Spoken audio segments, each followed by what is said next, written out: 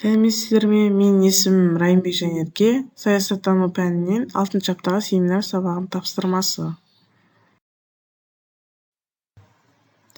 Тақырыбы саяси көшбасшылар мен саяси элита.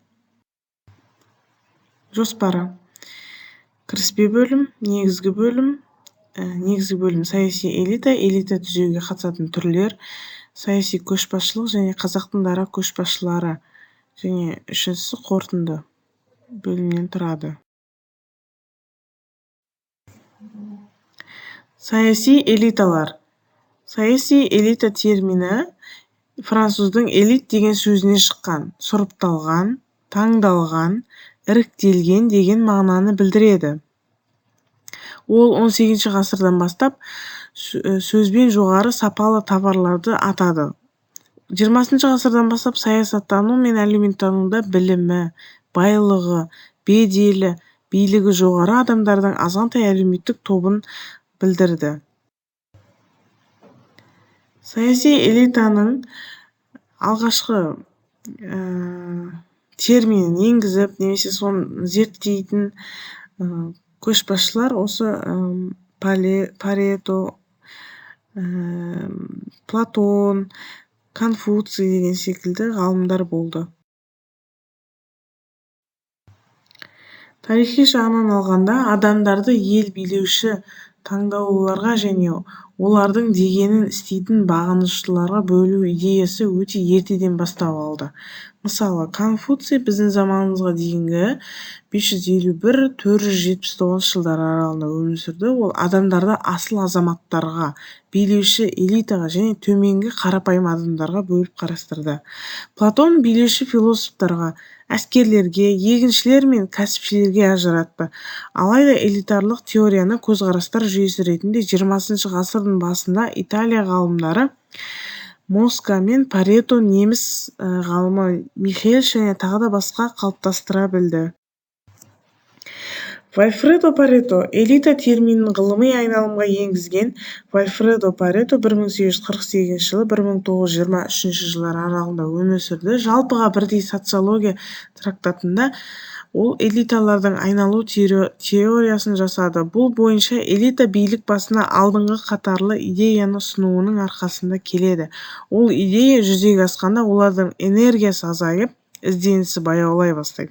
Олардың орнына жаңа идея мен жаңа элита билік басына келеді.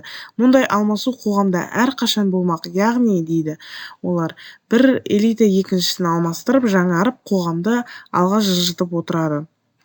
Яғни 50 жылда ел жаңа демекші, 50 жыл сайын мысалға адамдардың сөйлеу манерасы, олардың өмір сүру салты, менталитеті деген сияқты өзгере бастайды. Сол өзгеріске бұрынғы партиялар, элиталар төтеп бере алмай, олар ізденістері баяулап, олардың жұмыстары азая бастайды. Олардың идеялары жеткіліксіз бола бастайды заманауи тілге.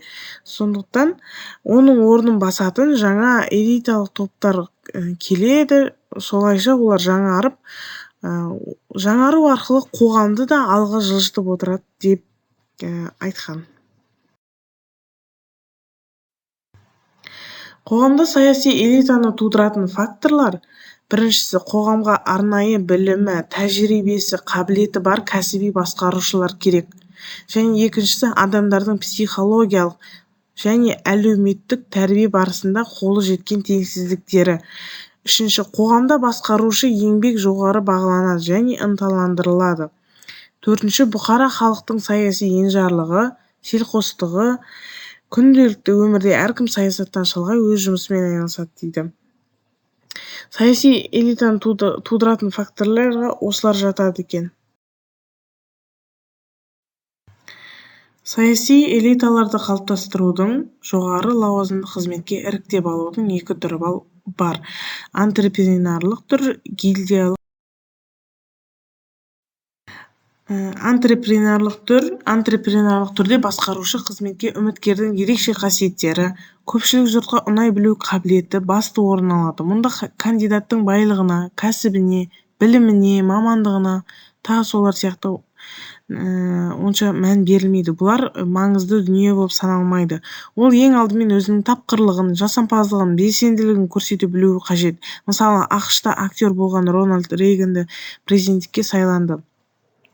Элитаны қалыптастырудың бұл түрі өзінің ашықтығымен, демократиялығымен үміткерге қойылатын шектеулердің аздығымен сипатталады. Сондықтан тұрақты демократиялық елдерде бұл түр кең тараған. Демократиялық елдерде өз ойыңды жеткізе білу деген секілді және өзіңнің қабілетіңмен белгілі бір дәрежеге көтерілу де оңай болып табылады. Бұл түрде элитаға қосылу үшін антрепренерлік түр өте тиімді, өте демократиялық елдерде ғана қолданылады екен.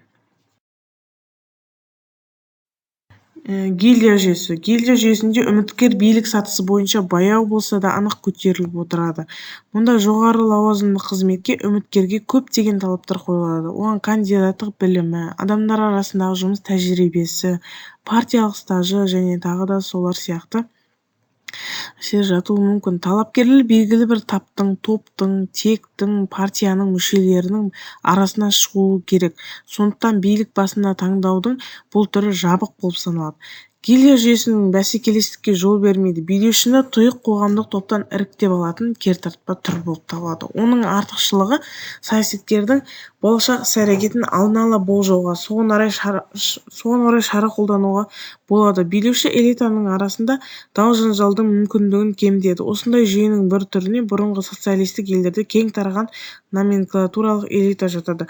Бұл гильдия жүйесі тоталитарлық, авторитарлық жүйелер мемлекеттік режимдерде қолданылады. Бұл гильдия жүйесі оның стажына, адамның тәжірибесіне, соған қарай асықпай қадам-қадам бойынша жоғарғы элитаға көтерілу болып табылады. Бұның бір плюсы ол ешқандай дау-жанжалға және де бәсекелестікке жол бермейді. Бұл бір адамның айтқаны орындалады, сол заң деген секілді. Алаш партиясының қайраткерлері, нағыз дара туған көшбасшылар, қазақ жеріндегі алғашқы партия және алғашқы элита деуге болатын жандар. Бұл кісілер қазақтың зарын, қайғысын, қазақтың ауыртпашылығын көтеріп кеткен ер азаматтар болып табылады. Бұл кісілердің мысалы мамандықтары өзге болса да, олардың мамандықтары саясатпен түк қатысы болмаса да, олар өз елдеріне сүйіспеншілігімен, патриоттылығымен, біліктілігімен, білімділігімен осы партия құрып, қазақ жерінің, қазақ елінің қиыншылықтарын осылайша олар көтеріп кетті.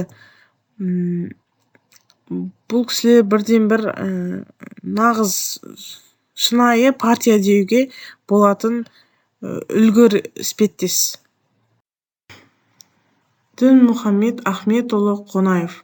Дінмұхамед Ахметұлы Қонаев 1912-1993 жылы өмір сүрген аса көрнекті мемлекет және қоғам қайраткері, 3 мәрте социалистік еңбек ері, Қазақ КСР ғылым академиясының академигі болып саналады. Ол қазақ жерінің бұл да өте көрнекті көшбасшысы деп білеміз.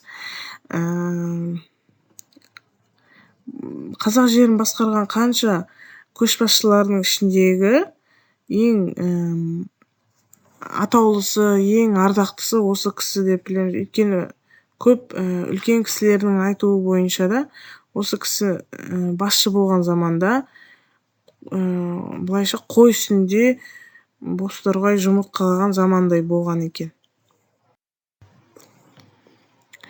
Және Олжас Омарұлы Сүлейменов 1936 жылы орыс тілді қазақ ақыны, тілтанушы, саясаткер, ядролық қару-жарақтарды жаппай қолдануға қарсы тұрушы, төтенше және өкілетті елші, Қазақстанның еңбек ері. Олжас Сүлейменов Семей полигонын жабуға қатысқан, өз еркімен митингке шығарып елді, оның қазақты алдап, біз алға қарай дамып жатырмыз, біздің жерімізде полигон бар деп мақтанып жүрген қазақтың көзін ашқан осы Олжас Сүлейменов болды. Ол қазақ жерін талай апаттардан қорғап қалды.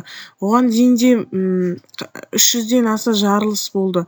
Соның өзінде Семей облысы біраз зардап шекті. Ал егер оны Олжас Сүлейменов тоқтатпағанда, біздің бүкіл қазақ жеріне зиян келер ме еді. Осындай көшбасшылардың арқасында біздің Қазақстан көп қайғы қасіреттен аулақ болды. Қазақстан қазіргі элитасына кімдер жатады? Президент аппаратының құрамы және парламент, министрліктер басшылары мен орынбасарлары, дипломатиялық элита кіреді. Олардың арасына тиімді несиелер алып, бизнеспен айналысып байығандар баршылық. Олар қаражат, экономикалық қорлар, қажетті мағлұматтарға ие. Аймақтық элитаға облыс әкімдері жатады. Билеуші элитаға тарту, оларды жаңғырту мәселесіне келсек, жоғары басшыларға берілген немесе солардың балаларымен толығуда. Олар орындарынан босатылса, келесі лауазымды орынға отырады. Соның салдарынан ол сырттан келетін адамдарға жабық элитаға айналды. Шынайы көп партиялық болмаған соң, саяси билікке олардың ықпалы шамалы. Сыбайлас жемқорлықтың саны көбеюде. Билік басындағылардың көбі өз күнін күйттеп, жалпы халықтың жағдайы төмендеп, жұмыссыздық белең алуда. Мұндай жағдайды болдырмай, тығырықтан шығу, саяси элитаның саны мен сапасын көтеру үшін оларды ашық, жариялық жағдайда зерделі, білімді, білікті, еліне, халқына шынайы жаны ашып қызмет ететін азаматтардан таңдаған жөн. Біздің елімізде әлі де тоталитарлық жүйенің іздері қалып қойған. Соның кесірінен бізде бір партия ғана жұмыс жасайды, және ол элиталар көбінесе жабық түрде өтеді. Сол секілді бұның салдарынан бізде жемқорлықтың саны көбейіп жатыр, және жұмыссыздардың да саны көбейіп жатыр. Егерде мысалы әскери қызметтегі деңгейді адамдарды алатын болсақ, оның дәрежесі, білімі, оның алға қойған мақсаты, ниеті генералдыкіндей бола тұра, оның жұмыс істеуі сержант, аға сержантпен ғана шектелсе, бұл өте әділетсіз деп білеміз. Өйткені ал егер ол адамға ақша беру арқылы, пара ұсынып, сол арқылы ол белгілі бір дәрежеге жетсе, кейін ол ақшаны қайтарып алу мақсатында ол адам келесі адамнан пара сұрайды. Осылайша көптеген параның көбею түрі осыдан деп ойлаймын. Егерде біз осындай ақшаның арбауына ермей, біз билікке осы тығырықтан шығуға көмектесетін көшбасшы, керемет лидерлік қасиеті бар, өзінің зерделілігімен, білімділігімен, мол тәжірибесімен көрінген адамдарды, азаматтарды таңдаған дұрыс деп ойлаймын. Сол кезде ғана бұл көп проблемалар шешілер еді. Және қорытынды бөлім, элита дегеніміз, менің ойымша, элита дегеніміз іріктелген, сұрыпталған, басқа адамдардан ойы зерек тұратын, шығармашылық жағынан да терең ойлай алатын адамдарды жатқызуға болады деп ойлаймын.